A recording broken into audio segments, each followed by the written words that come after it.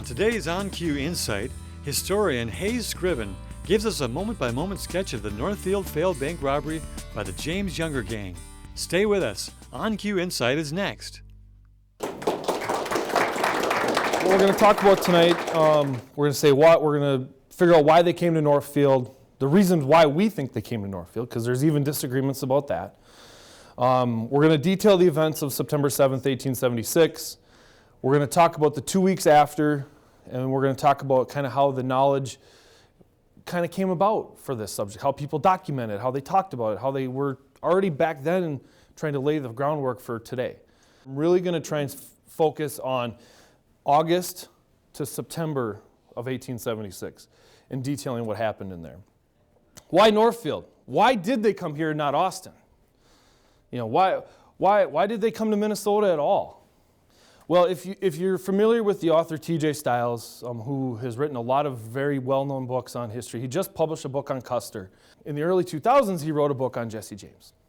And the interesting part about Stiles is he went to Carleton College in Northfield. So he knew the knowledge base about this beforehand. He thinks that they came to Northfield to rob the bank that held Adelbert Ames money and Benjamin Butler money. Well, why do those names matter at all? Well, Ames was a Union general that was married to Blanche Butler, who was Ben Butler's daughter. Adelbert Ames was the son of Jesse Ames, who was the guy that owned the mill in Northfield and served on the bank of the First National Bank of Northfield. The Ames family was a very big name in town. Stiles believes that they came to Northfield to steal the Butler money, that it was a political move. I don't personally believe that. From the end of the Civil War to 1876, it's been 10 years.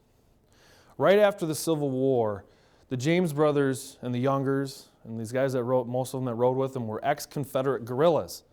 They were not commissioned soldiers in the Civil War. So as soon as the Civil War was ended, there was a law that was passed that said anybody that's a non-commissioned soldier in the Civil War is immediately an outlaw and should be arrested for the South. Not for the North, but for the South. So these guys felt they got slighted. They were immediately outside the law. They were living outside the law, had to find a way to make a living, to do what they were going to do. I do believe initially that they might have had a political reason behind what they were doing, but they wanted to make money, make it fast. They wanted to live on the edge. They wanted to have that rush, and that's what they were going to do. The generally accepted theory amongst other James Younger gang historians on why they came to Northfield was there was a robbery done in Rocky Cut in September of 1875, almost a full year before the Northfield raid. A few months after the raid at Rocky Cut, one of their gang members was arrested and sang like a canary. Told them where these guys like to hide out, who they were in cahoots with, where they'd like to go. And also, once again, it had been 9-10 years since the end of the Civil War. The people in the South were starting to turn on these guys. They were sick of these guys running around causing havoc in their own backyard. They thought at first that, it might have something to do with the Civil War, but if it had something to do with the Civil War, why are they robbing banks in the South? Why weren't they robbing the banks in the North? So they needed to get out of the South. Well, one of the gang members, one of the trusted members of the gang, was by the name of William Chadwell. And I might interchange his name with Bill Stiles every once in a while. It was an alias for a while, but we're going to go with Chadwell. Told Bob Younger about those fat banks in Minnesota and that those dumb squareheads in Minnesota wouldn't know a robbery if it was going to come hit them in the head. They would not be expecting a bank robbery to happen, a daylight bank robbery nonetheless. So once Bob got on board, he convinced Jesse James that this was a good idea. Bob was the youngest of the younger brothers. He idealized Jesse. He thought Jesse was amazing. So he got Jesse on board. Jesse convinced his brother Frank. That was way more important than getting Jesse on board because, believe it or not, Jesse James was not the leader of the James Younger gang. It was Frank and Cole Younger. They were the oldest of all the brothers.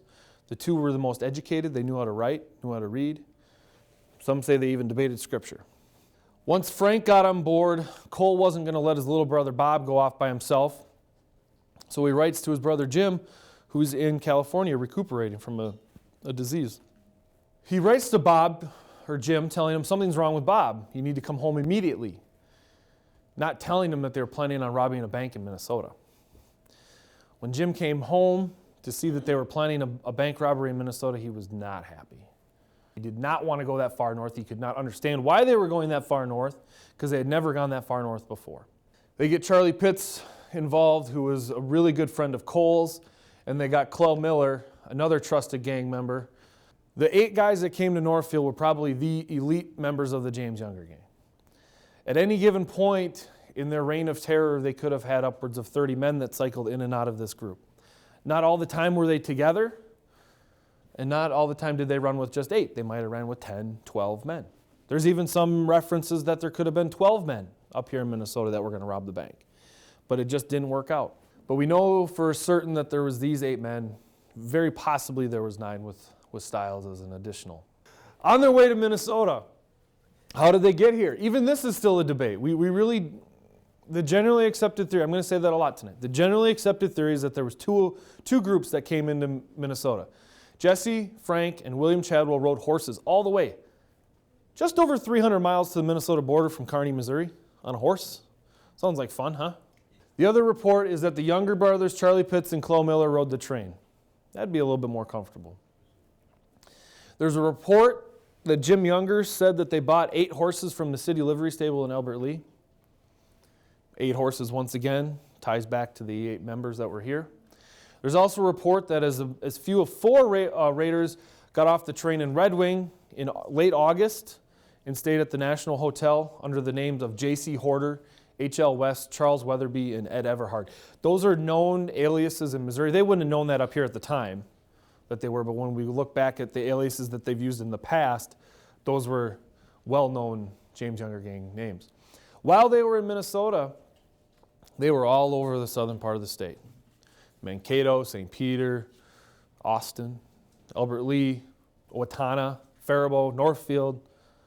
They were all over scouting banks. After they're done scouting their locations, they settle on a target. It wasn't Northfield. They were going to rob the bank in Mankato. The reason they chose Mankato first was it had easy access into the bank, and as soon as they rob the bank, they can get out quickly on an easy escape route and jump into the woods. They're right next to the big woods. They were going to be able to hide. That was their criteria, was to get in and get out quick. As they're waiting to rob the bank in Mankato a few days prior to September 7th, they realized that they come to the realization that there's too many people on the street, and they were worried that they were going to get either recognized or it was going to be too hard for them to get out of town. So they aborted that robbery, and they started riding north to Northfield. There was 3 groups. It would be later called a textbook James Younger gang raid, a 3-2-3 technique. They all came across the bridge here, the Bridge Square Bridge. They all came across this side. The 3 came up and tied their horses in front of the bank. That consisted of Bob Younger, Frank James, and Charlie Pitts. The second group came across the bridge, went around the south end to guard the secondary escape route, which was to head north out of town, that consisted of Cole Younger and Clell Miller. And the third group consisted of Jesse James, Jim Younger, and William Chadwell. They were to guard the bridge, not let anyone across, clear the square out if they needed to. Once they got done robbing the bank, their goal was to jump out and head across the bridge again. The railroad tracks were right there, and what's next to the railroad tracks but the telegraph? They were going to cut the telegraph wire and get into the big woods. So they couldn't get the word out about what happened. None of that happens, by the way. Some of the good guys that we're going to talk about: J.S. Allen, Elias Stacy, Henry Wheeler, and Ansel Manning.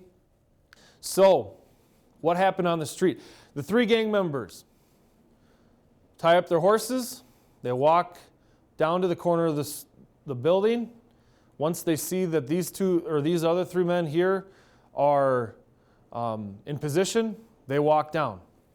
J.S. Allen leaves the bank. Completing his transaction, he walks right past them. He thinks something's off. He doesn't know what it is, but he just has that gut feeling. So he walks down to the corner of Division Street, meets up with Elias Stacy, who was already kind of walking down on this corner. They both are concerned about what they see. Henry Wheeler is positioned here in front of his dad's drugstore. Once again, one reason why these guys were catching attention, they had money, so they bought really nice clothes and they bought really nice horses. Ansel Manning, he's going to take up a position right here. His hardware store is right here. Wheeler will eventually end up here on the 3rd floor of the Dampier Hotel, just next door to his dad's drugstore. Allen goes back to the bank to confront Clell Miller. The reason he decided to confront Clell Miller was, remember, Clell Miller and Cole Younger rode up from the south. After the three entered the bank, Clell and Cole got off their horses. Clell went to shut the bank door, which was a little strange because it was a warm day out. They don't have air conditioning. The way to keep the temperature down is to keep the air moving. Clell shuts the door. Allen thinks that's a little weird. So he goes down to meet up with him. He confronts him. Allen, who wants to see what's going on, Clell refuses to let him in, pulls out his pistol, telling him the bank's closed. Allen breaks free and runs down the street yelling, "Get your guns, boys, they're robbing the bank." Right there. That's when this all goes to hell for them. So Clell Miller gets back on his horse. Elias Stacy, remember, who had stood next to Allen, had ran into a hardware store, grabbed a rifle full of birdshot, takes aim after Clell gets up on his horse and is trying to alert the other members of the gang what's happening. Stacy aims and shoots, hits him in the face with birdshot. It staggers him. It's a far enough away shot that the pattern's wide enough that he really rears back. He's still up on his horse. Wheeler, who had seen this happen, had seen Allen and Miller struggle, stood up and yelled, "Robbery, robbery," ran into his dad's drugstore, forgot that there's no rifle in his dad's drugstore, ran down to the hotel, grabbed Charles Dampier's .50 caliber Smith carbine rifle that was behind the counter and 3 paper cartridges. Gets into a third story room in the hotel, takes aim and hits Clell Miller and severing his subclavian artery in his shoulder. Clell dies very quickly. Now, Manning, who heard all the shooting, comes out of his store, takes up a position here, sees Cole Younger now riding down at the end of the street, yelling at people to get off the street. Manning fires and he misses. He had a big 45-70 rolling block rifle. The gun jams. Immediately, he runs back to his store to get the ramrod, pops out the shell, and comes back. It's important to note, though, that in the time when he was in his drugstore, the 3 raiders that were here clearing the street came around the corner and were now in the middle of the Division Street. If he would have been sitting right there with that big gun, he would have been an easy target for those guys coming around the corner. Manning comes back in. Now he sets up position at this corner with his nice long gun. Sees William Chadwell, who was one of the guys at the edge of the bridge, is now in Division Street. Takes aim and shoots him in the heart. Chadwell falls off his horse. Cole, who's on that side of the street, jumps off of his horse, rummages through Chadwell's gun belt, takes his gun belt off, takes his guns, gets back on his horse and continues to shout orders. While all this is happening, one of the gang members from the bank, by this time 2 of them had left, Bob Younger, runs down the street seeing Manning here with his gun, and he rushes at Manning to keep him from firing at the rest of the street. Manning sees Younger come down the street. He takes aim at Younger. Younger seizes, ducks behind a horse. Manning shoots and kills the horse. They continue to be in this kind of like chicken and mouse game. There's a staircase here, and Younger's hiding behind the staircase and bopping in and out, and Manning's doing the same thing. Well, Wheeler has a perfect vantage point here, sees Younger doing this with Manning, and he takes aim and he shoots Bob in the shoulder, or in the elbow, excuse me.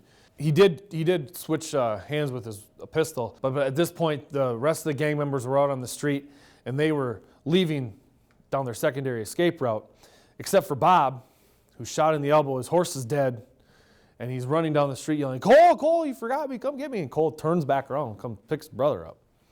That's an absolutely amazing story. That piece is there. So that's what happened on the outside of the street. But what was more interesting is what happened inside the bank. And that's where the real, another act of heroism takes place. So we're going to go back about 7 minutes in history from what I was telling you, and we're going to go back into when the 3 gang members entered the bank. Frank James, Bob Younger, and Charlie Pitts. There's 3 men inside the bank: Alonzo Bunker, Frank Wilcox, and Joseph Lee Haywood, who's the acting cashier. what I'm going to do now is I'm going to read from this book written by John J. Lemon called The Northfield Tragedy. It's an absolutely amazing book, and what it was is Mr. Lemon was a newspaper reporter, and basically right after the robbery, came down to Northfield, interviewed everybody there, and then he kind of went on the escape trail of the gang and wrote about it. He became basically the beat writer for the pursuit of the James boys. And what I'm going to read for you is Mr. Wilcox's testimony, one of the tellers that was in there. And I like reading from this because it's his perspective, and he was there the whole time. And he doesn't put any names to people because he didn't know when he gave his statement who was there. And he reads, and Lemon's writing this like it's Wilcox is telling him the story. It says, Mr. Wilcox stated that he, in the company of Mr. Haywood and A.E. Bunker, were in the bank at about 2 o'clock when 3 well-dressed, powerful-looking men entered the door, which was open. They held large revolvers in their hands, and one of them cried out, "Throw up your hands or we tend to rob the bank. And if you holler, we're going to blow your brains out." They then asked which was the cashier, to which Mr. Haywood replied, "He is not." They sprang over the counter and demanded the safe be opened. Addressing each in turn, they said, "You are the cashier," which each of them denied. Seeing Haywood seated at the cashier's desk, one of the ruffians went up to him with a long, narrow barrel pistol and said, "You're the cashier, now open the safe, you bleepity bleep, bleep, bleep, bleep."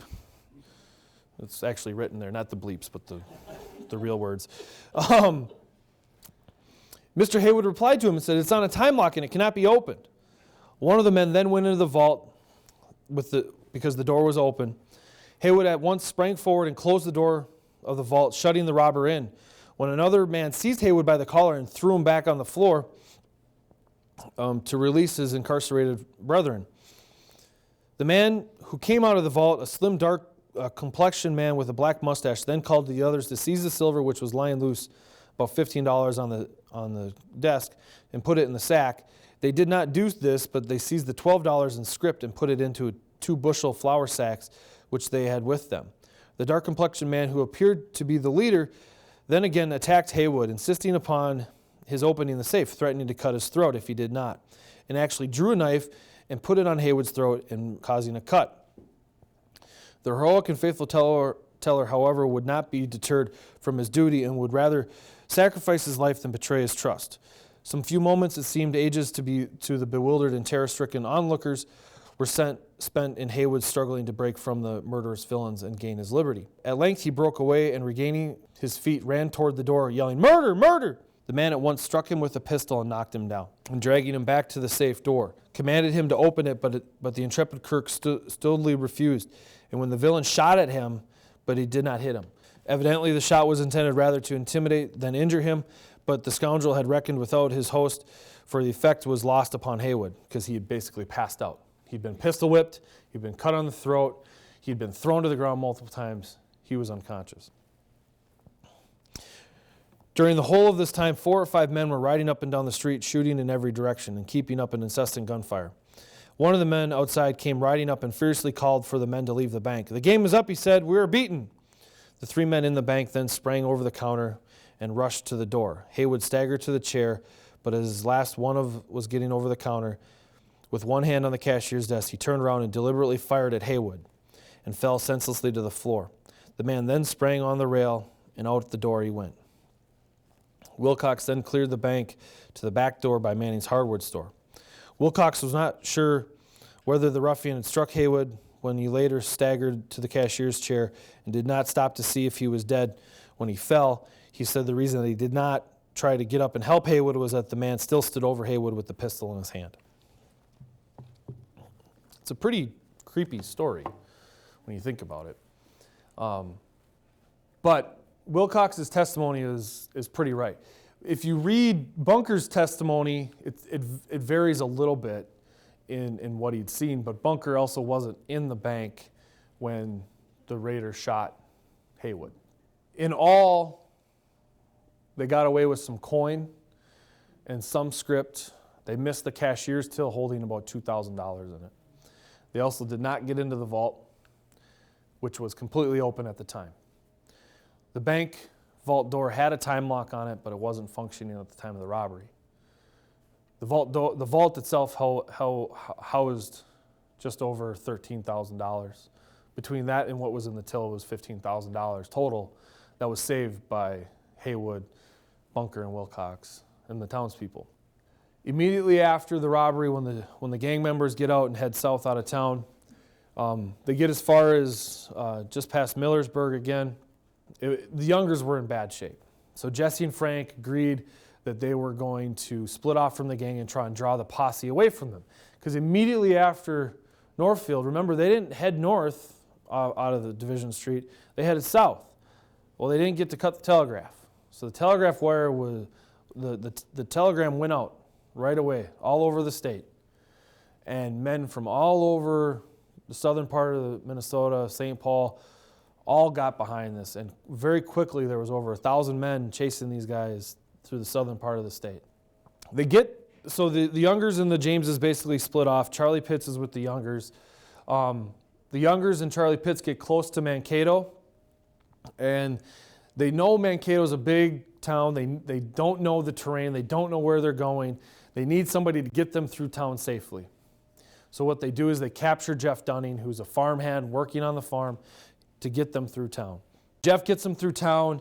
They're just on the outside of town, and now they don't know what to do with them. They leave it up to Bob.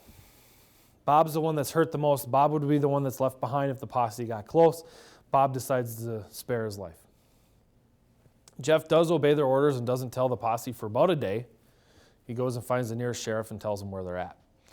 So that kind of reinvigorated this manhunt. It had been a week. The posse was starting to believe that these guys got away. But Jeff Dunning kind of telling them that they're still in the area, you can track them down, it kind of reinvigorates them, it heads them in the right direction. And then a few days later, down near Hanska, there's a small farm owned by the Sorbles. Young Oscar Sorble here sees a man come up to him and ask him directions and for some food. As the man walks away, Oscar looks down in the mud and sees that the man's shoe soles have basically fallen off and the man's walking on his own feet. So he tells Dad, I think those are the raiders from Northfield, the bank robbers from Northfield. His dad doesn't believe him. He says, they're long gone. They're not here anymore. Well, then he sees another man and another man and another man dressed very similarly walking. They're very disheveled looking. They're not on horses. After he finishes his chores, he rides to Madelia, where the sheriff is. He tells the sheriff which direction these guys were going, and they end up, the sheriff gets about 100 men with him. They go to the bend in the Watawan River outside of Hanska Slough. Today, if you know where LaSalle is, it's right across from LaSalle. At the time, LaSalle wasn't there, but if you go there today, you go to LaSalle, and it's right across the road. There's a shootout that ensues. The sheriff asks for 7 men, or not for 7 men, but asks for volunteers to go in. 6 men raise their hands, so he and the 6 men go in, that's 7, into this marshy, mucky mess where the younger brothers and Charlie Pitts are kind of cornered behind a fallen log. They go in after him. There's a really neat story of Cole Younger and Charlie Pitts exchanging words about how Cole's going to die today, and Charlie says, no, I can die as good as anybody. He stands up and he bum rushes the posse coming in, and Charlie's blown away. He's shot in the heart and he dies immediately. Cole stands up and fires, guns ablazing. He's shot 11 times, but he lives. Jim Younger stands up. He takes another shot to the jaw. This one really causes a lot of damage. He falls down. Bob, who's sick and has an infection, takes whatever cloth is next to him and he's waving, they're all down but me, they're all down but me, we surrender. They were sentenced to life. They served that term in Stillwater Prison. Bob died in prison of tuberculosis. Just after that, the Youngers had really started pushing hard to get released. At the time, though, they weren't eligible for parole because Minnesota law didn't allow it. After Bob died, that law was changed, and it is credited to the Youngers for petitioning and making a lot of high-level friends, and they were quote-unquote model prisoners in Stillwater. But the law did change, and they were eligible for parole and they were released. Jim ended up committing suicide in St. Paul. He had fallen in love with a newspaper reporter while he was in prison, tried to marry her, was not allowed to because he was a convicted felon. And he was sick of life. He had been eating liquid food for the last 25 years. And he was just not a happy man and ended up taking his life in St. Paul. Cole, on the other hand, was released and went on to tell people what a life of crime had taught him. He ran a Wild West show with Frank James for a little bit, but that's for another day. So the way people documented this back then, the newspapers are our best source.